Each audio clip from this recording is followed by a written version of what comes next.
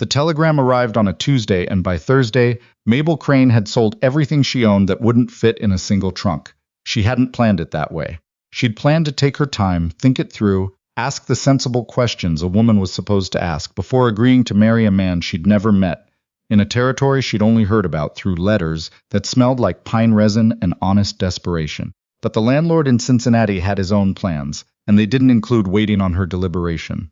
30 days to vacate, he'd said, and that was generous. So Mabel took the trunk, took the telegram, and took the train west. The man who'd written to her, through the agency, through 3 months of careful correspondence, was named Edson Pruitt. He ran cattle on 400 acres outside a town called Harrow Creek in the Montana Territory, had 2 sons under the age of 10, and had lost his wife to fever the previous winter. His letters were plain and careful, the kind written by a man who chose words like he chose tools. Only what was needed, nothing decorative. He'd said he couldn't promise affection, but he could promise fair treatment and a roof that didn't leak. He'd said the boys needed a steadying hand, and he didn't have enough hands left to spare. Mabel had read that line 4 times, a steadying hand. She understood what he was really asking, and she understood what she was really agreeing to, and she'd agreed anyway, because 30 days in Cincinnati had a way of clarifying things. She arrived in Harrow Creek on an afternoon in late October, when the wind came down off the mountains like something personal. The station platform was half-rotted pine, and the town behind it was the kind of town that looked like it had tried once and then given up. A general store, a saloon, a church with a crooked cross, and a handful of houses scattered like they'd been dropped from a height, and nobody had bothered to arrange them. Edson Pruitt was waiting at the far end of the platform. She recognized him from the description he'd given. Tall, dark-coated gray starting at his temples, a face that had spent too many years looking at weather. He held his hat in his hands and didn't smile when she stepped off the train. "Miss Crane," he said. "Mr. Pruitt," she said. They shook hands like 2 people completing a transaction, which was more or less what they were doing. He took her trunk without asking, loaded it into the wagon without comment, and helped her up to the seat with one efficient motion. Then he climbed up beside her and clicked the horses forward, and Mabel watched Harrow Creek disappear behind them without feeling much of anything. "The boys are at the ranch," he said after a long while. "Toby's 7 and Hank's 9. They're good boys. They'll mind you." "I don't need them to mind me," Mabel said. "I need to know what they like to eat." Edson glanced at her sideways. "Anything hot." That was the longest conversation they had for 3 days. The ranch was called Pruitt's Crossing because it sat at the junction of 2 creek beds that ran dry every summer and flooded every spring. The house was built solid and plain, the kind of construction that cared more about survival than appearance. There was a kitchen garden, mostly dead for the season, and a barn that needed new boards on the south side, and fields beyond that should have been winter wheat and weren't. Mabel noticed all of it without saying anything. The boys were waiting on the porch. Hank, the older one, had his father's stillness, eyes that watched everything and gave away nothing. Toby, the younger, vibrated slightly like a dog trying not to run. They'd been told to be polite, and they were being polite, and it cost them both visibly. "Hello," Mabel said. "Hello, ma'am," said Hank. Toby said nothing, but he didn't run, which Mabel decided to count as a success. She cooked supper that first night from what was in the kitchen, which wasn't much. Salt pork, dried beans, cornbread she made from memory. They ate at a table that had clearly been scrubbed hard that afternoon, traces of someone's effort still visible in the grain. Edson ate without commenting on the food. The boys ate like they were starving, which she suspected they more or less were. Afterward, washing the plates in water she'd heated herself, Mabel looked out the window at the dark land, and thought about Cincinnati, and thought about the landlord's 30 days, and thought about her mother, who had died 6 years ago, saying at least you'll have your dignity, and thought that dignity was a cold thing to sleep next to in November. The wedding happened the following Saturday at the church with the crooked cross. The minister was a man named Reverend Polk who smelled of tobacco, and performed the ceremony with the brisk efficiency of someone who'd done it many times, and expected this one would take roughly the same amount of trouble as all the others. There were no guests except for a woman from town named Bessie Aldrich, who apparently attended every wedding as a matter of principle. Edson said the words clearly and without hesitation. Mabel said them back. The ring he put on her finger had belonged to his first wife. He'd mentioned this in a letter, asked if it was acceptable. She'd written back that it was. She'd meant it, and she still meant it, but wearing it was different from agreeing to wear it. She looked at it on her hand while the Reverend said his final words, and thought about the woman who'd worn it before her, and wondered what she'd been like and whether Edson had chosen her, or whether she'd been a different kind of arrangement entirely. She didn't ask.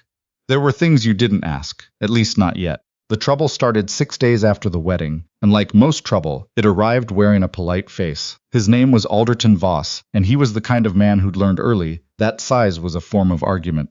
He filled the doorway of the ranch house on a cold Thursday morning when Edson had ridden out to check fence line and the boys were at the school in town. He took off his hat when Mabel answered the door, but the hat removal felt like a formality he resented. "Mrs. Pruitt," he said.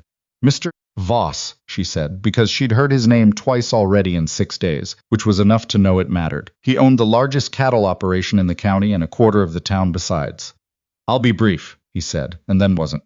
He talked for 10 minutes about the drought the previous summer, and the drop in beef prices, and the loans Edson had taken from the Harrow Creek Bank, which Voss held a significant interest in, and the way those loans were structured, and the deadline attached to them, which was 60 days away. He talked about it the way a man talked about the weather, like it was simply a natural condition, nobody's fault, nothing personal.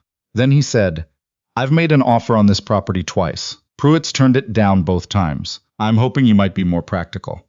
Mabel looked at him. "What kind of offer?" "Fair market. Possibly a touch above." He named a number. "You'd have enough to go back east. Start fresh somewhere civilized." "This is my home," Mabel said. Voss's expression didn't change, but something behind his eyes did, a slight recalibration. "You've been here 6 days, ma'am, and I'll be here 60 more and 60 after that." He put his hat back on. "I'd encourage you to discuss this with your husband. Make sure he understands the position he's in." "I'd encourage you to make your next visit when he's home," Mabel said, "and to make it shorter."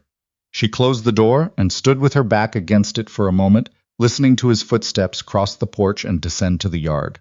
Then she went to the kitchen and stood at the window and watched him ride away, and felt the particular cold feeling of understanding something you'd rather not understand. She told Edson that evening plainly and completely. He listened without interrupting, which she'd already learned was his way. When she finished, he was quiet for a moment. "How much of the debt did he tell you about?" Edson asked. "Enough to know he's been watching it," Mabel said. "How bad is it?" Another pause. "Longer." "Bad," Edson said. He told her then. 3 years of drought and falling prices, and one very bad winter when he'd lost 40 head of cattle to cold. The loans were real, and the deadline was real, and the number Voss had offered was, in fact, fair market, which was exactly what made it maddening. Because fair market on land that was supposed to be building toward something wasn't the same as what the land was worth to the people who lived on it. "I've been trying to find another buyer for the South Timber," he said. "If I could get the right price on that, cover the first installment, I might be able to restructure the rest." "Who else have you talked to?" "Nobody who's said yes yet." Mabel looked at the kitchen table, which was the same table they ate at every night, and where she'd started keeping the household accounts because nobody else was doing it. "Can I see the loan documents?" Edson looked at her the way he sometimes did when she said something he hadn't expected. Not unfriendly, just recalibrating. "You know how to read a loan document? I ran the accounts for a dress shop in Cincinnati for 4 years, Mabel said. "I know how to read most things with numbers in them." He got the documents. She read them that night after the boys were in bed, at the kitchen table, with a lamp turned up high and a piece of paper beside her where she wrote figures. Edson sat across from her and didn't hover, which she appreciated. He drank coffee and looked out the window and let her work. The loans were worse than he'd described, but not in the way she'd feared. They weren't predatory in the terms themselves. They were predatory in the timing, structured so the first large payment fell due right after the worst season in 3 years, when there would be no cash on hand. It was the kind of loan a man made when he expected the borrower to fail. "He planned this," Mabel said. Edson's jaw tightened. "I know. He lent you money expecting you to default so he could buy the property at a forced sale for less than he'd have to offer you directly." "I know." Quieter this time. "The timber sale won't be enough," Mabel said. "Not in 60 days. But if you could make the first payment, even partially, you'd buy time to renegotiate the terms or find a buyer who'll pay real value for the south pasture separately. Where do I get the partial payment?" Mabel looked at the numbers she'd written. "How much livestock can you sell without gutting the herd?" "Some. Give me a number." He gave her a number. It wasn't enough, but it was closer than nothing. "I have some money," Mabel said. "Not much. I sold everything in Cincinnati, kept what I could for. I kept it in case." She didn't finish that sentence. In case what? She hadn't entirely decided. In case this didn't work out. In case she needed to leave. In case the 30 days came back in a different form. Between that and the livestock, we might cover 40% of the first installment. That's not enough to satisfy the loan, but it might be enough to show good faith to the bank directly, rather than going through Voss. Edson was looking at her. You'd put your money into this. It's already my money into this, Mabel said. I'm here, aren't I? He didn't say anything for a moment. Then he said, I didn't know you had savings. You didn't ask. That wasn't an accusation, and she didn't mean it as one, but it sat between them for a minute anyway, because it was true, and they both knew it, and it touched something larger than money. I'm not good at asking, Edson said finally. I noticed, Mabel said. We'll work on it. The next morning she went to town with him to speak directly to the bank manager, a thin, nervous man named Mr. Holt, who was clearly uncomfortable being in a room with both a Pruitt and a woman who'd read the loan documents overnight and underlined 3 specific clauses. They made a partial payment and submitted a formal request for term restructuring, which Holt said he'd have to consider, which Mabel translated as I need to ask Voss what he wants me to say. She was right. The answer came back 2 days later by way of a letter that said the bank was unable to restructure at this time and looked forward to discussing options at the payment deadline. Voss himself came back the following week. Edson was home this time. The conversation in the yard was short and not particularly civil. Mabel watched from the kitchen window and couldn't hear the words but could read the shape of them. Voss was expansive, gesturing, playing the role of reasonable man. Edson stood with his arms at his sides and his face completely still, which Mabel had learned meant he was angrier than he looked. When Voss rode out, Edson came in and poured himself water from the pump and drank it standing at the sink. He said there are other ways to structure an arrangement, Edson said. If we wanted to avoid the deadline, what kind of arrangement? Edson set down the cup. He'd absorbed the debt. Take the ranch as collateral. Let us stay on as hired labor. He paused. Me as foreman. He said, you could run the house like you've been doing. Mabel thought about what that meant. Living in the house she'd come to as a wife, working it as a servant. Edson reduced from owner to employee on land his father had built. The boys growing up knowing what their home had been and what it had become. No, she said.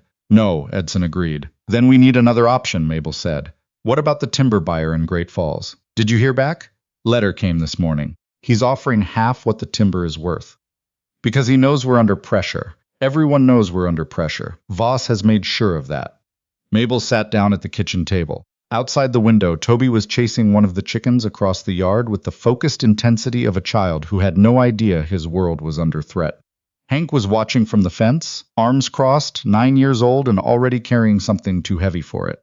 She thought about the dress shop in Cincinnati, about adding columns of numbers until they came out right, about the fact that numbers usually did come out right if you were patient enough and honest enough about what you were starting with.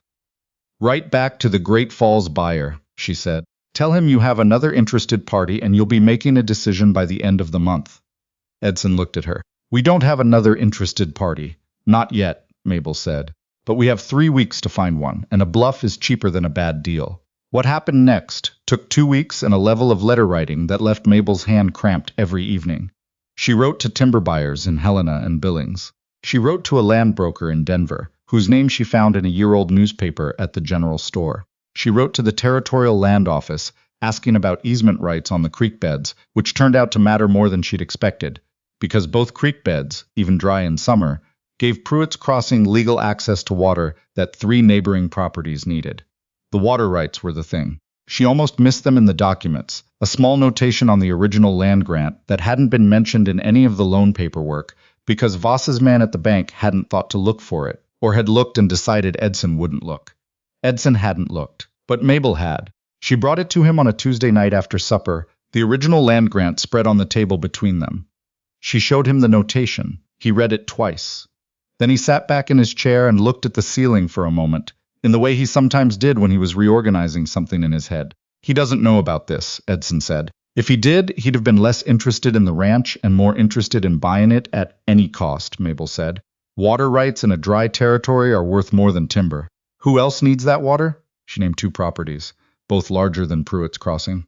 Both owned by men who were not Alderton Voss and who would not, she suspected, be delighted to find out that their water access had nearly been absorbed into his holdings without their knowledge. The conversation she suggested Edson have with those neighbors she did not attend, because it was the kind of conversation that went better without her present, which was a truth she accepted without resentment. The West was what it was, and there were rooms she could enter, and rooms she couldn't, and the useful thing was to know the difference and work accordingly.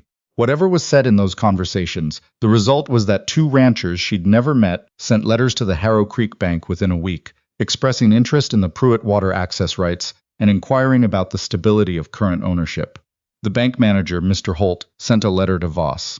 Voss sent a man to the ranch. Not Voss himself this time. A younger man, smoother, who introduced himself as Mr. Voss's representative and spoke with the rehearsed pleasantness of someone who'd been given a specific message to deliver and instructions to remain agreeable while delivering it. The message was, Mr. Voss would be willing to revisit the loan terms. Edson received this information without expression. Mabel, standing at the kitchen counter with a dish towel in her hand, said, "Tell Mr. Voss we'll be happy to discuss terms directly, at a time of our choosing." The representative looked at her with the particular uncertainty of a man who'd expected to be talking to one person and found himself talking to two. "Of course, Mrs. Pruitt," he said. When he left, Edson stood at the kitchen for a moment without saying anything. Then he said, "You've been planning this since you read the land grant." "I've been planning this since I read the loan documents," Mabel said. The land grant just changed what was possible. Another long look. The kind she'd gotten used to. The kind that meant he was seeing something he hadn't seen before and wasn't quite sure what to do with it. "Thank you," he said. It was the first time he'd said it.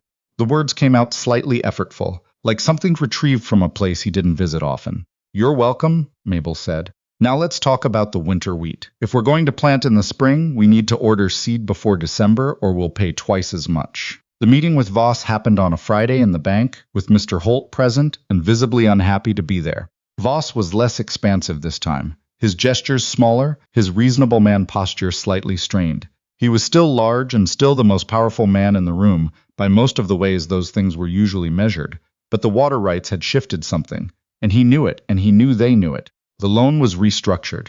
The terms weren't everything Mabel had wanted, but they were workable.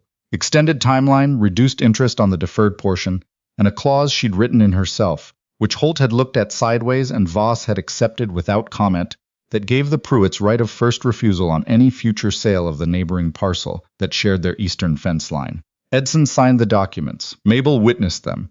Walking back to the wagon afterward, Edson said, "The clause about the eastern parcel." "Why?" "Because Voss owns it and he's going to need to sell something eventually," Mabel said. "And when he does, I want us to have the option." Edson helped her up to the wagon seat. He did it the same way he always did, one efficient motion. But this time he didn't immediately let go of her hand. "Where did you learn to think like that?" he asked. "Cincinnati," Mabel said, "and also just paying attention." He let go of her hand and climbed up to his side and clicked the horses forward, and they drove back to Pruitt's Crossing in the kind of silence that had started to feel, if not comfortable exactly, then at least honest. Winter came down hard that year. The kind of cold that made the walls contract at night with sounds like gunshots, that frosted the inside of the windows by morning and turned the walk to the barn into an exercise in not falling. Mabel learned things about cold she hadn't known were possible to learn, and learned them practically, through trial and the occasional minor disaster. She and the boys developed an arrangement. Hank was serious about most things, and became serious about teaching her what he knew about the ranch, which was considerable for a 9-year-old. Which fences needed watching, which horses had bad habits, where the creek was most likely to ice over and make the south pasture inaccessible. He delivered this information the way his father delivered most information, plainly and without decoration, and Mabel received it the same way, and they got along well because of it. Toby was different. Toby had questions, constant and varied and frequently unanswerable, about why the sky was a certain color and whether fish felt cold and what Cincinnati looked like and whether she missed it. "Sometimes," she told him, honestly. "Do you miss your mama?" Toby asked. He asked things like that, the things other people were too polite to ask. "Yes," Mabel said, "but she's been gone a long time. Missing her has gotten quieter." Toby thought about this with the visible concentration he brought to all important problems. "Does missing Mama get quieter?" he asked. Mabel looked at him. "For you?" He nodded. "I think it does," she said carefully. "I think it changes shape. It doesn't go away, but it gets easier to carry." Toby seemed to accept this. Then he said, "Papa doesn't talk about her." "No," Mabel said. "Does that mean he doesn't miss her?" "No," Mabel said. "It just means he carries it differently." Toby went back to his supper, apparently satisfied. Mabel looked out the window at the dark yard and thought about Edson carrying things differently, and about herself carrying things differently, and about how two people could be in the same house for months and still be at the beginning of understanding each other. It happened in February, the thing that changed everything. Not one dramatic moment, but a series of small ones, the way most actual changes happened. Edson had been sick for a week, nothing serious, a chest cold that settled in and refused to leave. He stayed close to the house and did lighter work, which he was visibly impatient about. Mabel brought him tea he didn't ask for, and he drank it without comment. One evening she came into the main room to bank the stove before bed and found him sitting at the table with something in his hands. A photograph, small, slightly bent at one corner. He didn't put it away when she came in, which meant he wasn't hiding it. She banked the stove and was about to go back to her room when he said her name, Mabel. She stopped. Her name was Constance, he said, looking at the photograph. People called her Connie. She hated it. Mabel stood still. She came out from Iowa. She'd answered an advertisement, same as you. He turned the photograph slightly in his hands. She was practical, same as you. Better with animals than I expected. The boys were born here and she delivered Toby herself, mostly, because there wasn't time to get to town. He set the photograph face down on the table. Not hiding it, just finished with it for now. She got sick in March. By May she was gone. He looked at the stove. I thought I knew how to be alone before I met her. Turns out I only knew how to be without something I'd never had. Mabel sat down, not at the far end of the table, but 2 seats away, which was closer than she usually sat. In Cincinnati, she said. There was a man. We were engaged for 2 years.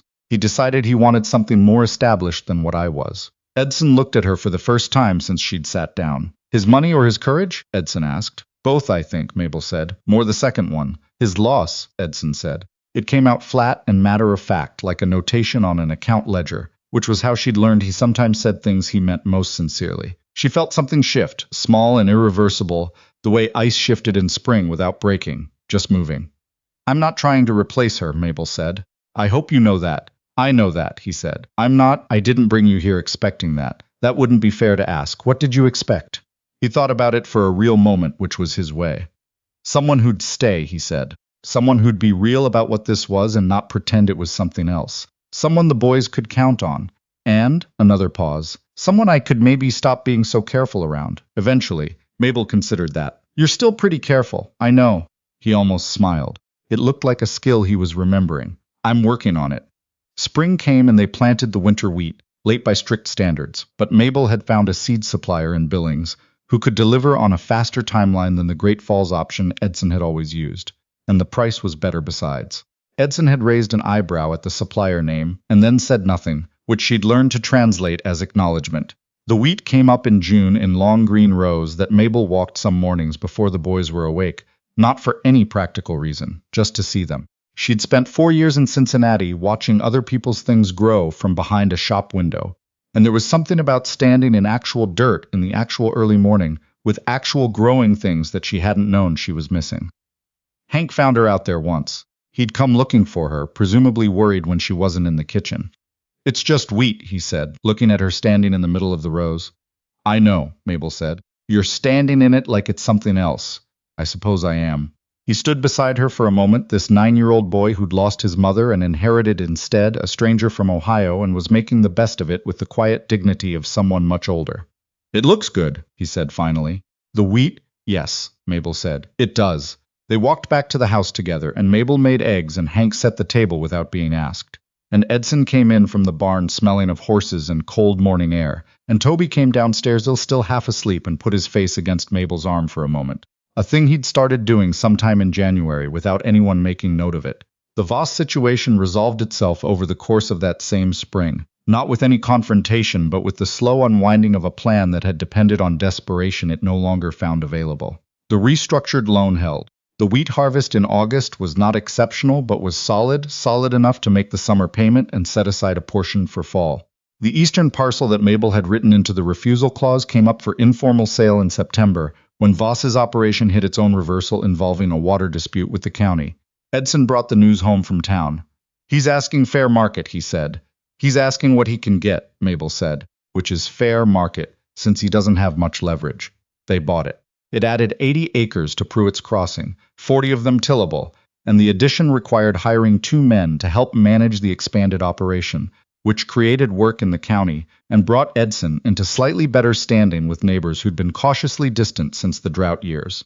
On a Sunday in October, exactly 1 year after Mabel had stepped off the train in Harrow Creek, she was sitting at the kitchen table doing the quarterly accounts when Edson came in from outside and stood in the kitchen doorway. Come look at something, he said. She followed him out.